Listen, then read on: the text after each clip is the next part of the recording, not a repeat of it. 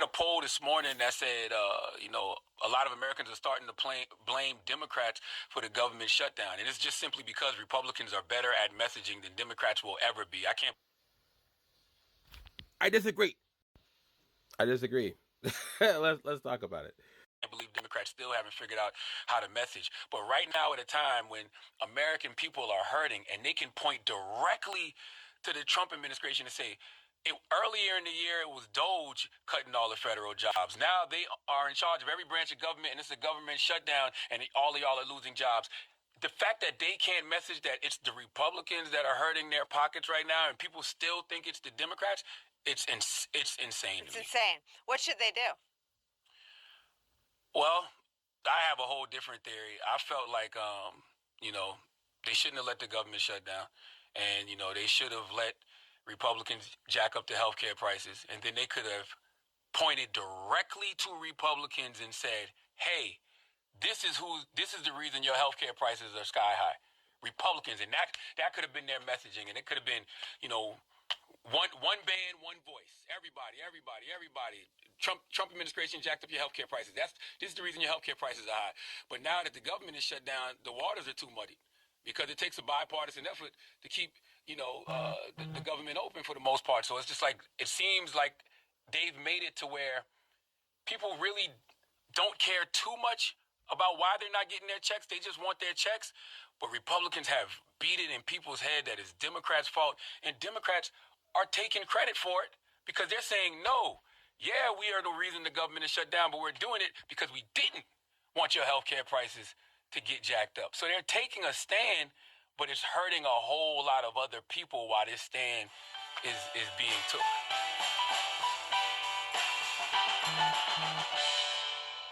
I don't know about you guys, but I've seen so many Democratic politicians speak on exactly that information. Elizabeth Warren was just doing that with that art dad on TikTok. Just the other day, I saw her doing it. Very well, very good, actually. Saying exactly that. Hey, they're jacking up your health prices, and we're trying to tell them no. We're trying to draw a line in the sand. They don't want to negotiate with us. We're here every day trying to negotiate with them. Every day, we're showing ourselves here. We're actually at the Capitol ready to negotiate, and they're not here. They're just on vacation. AOC was saying that exact thing the other day as well. She said, I have not met another group more averse to working than that group. They're all over the place. They're all over the place talking about it. But what they don't have is the ability to just broadcast all of these fake propaganda messages all over the airports, the White House website, places where people who maybe not frequent social media are, maybe not dabble around the internet that often. See, I think there are currently kind of two types of people, at least in the United States. I don't know about other countries. And yeah, people who do engage, like how we're engaging every day, connected, learning, understanding, and those who don't. Now, those who don't aren't less intelligent than those who do. That's not what I'm saying. But they have less information that they are connected to. Therefore, if they see something on an official channel and they don't pay attention normally, they might not know. So if that is what he is referring to, then sure. But for the rest of you, watching me, you know very well. You all know very well. And yes, for those of you that are wondering, they've also been putting out commercial campaigns as well. I think they've been screaming it from the rooftops. Now, whether or not people are actually paying attention is another story. So I disagree there. I also disagree with his position on just letting them just keep the government going and not put the line in the sand and not just roll over for the Republican Party, thus not having a government shutdown. I remind you guys, if I remember correctly, Donald Trump was apparently at some point ready to meet with the Democratic politicians at the meeting table, but then Mike Johnson and his people came in and said, no, we don't need to. We got the upper hand. Correct me if I'm wrong. Again, the Democratic lawmakers are there every day trying to meet. That is what they have been doing for decades, by the way, is both sides, both of the parties, they meet together and they come to an agreement, a give and take. Not just one party just totally bulldoze over the other one, because both parties are supposed to represent the majority of the American people. It's not so much anymore, but it's supposed to be a negotiation, not a hostage situation. And then what do they look like if they just roll over? Every time we see Democrats voting for something major and crappy that they're gonna do to the American people, we think they don't have any spine, right? So what is he saying? They'll look bad either way, basically, but only to those who are not paying attention.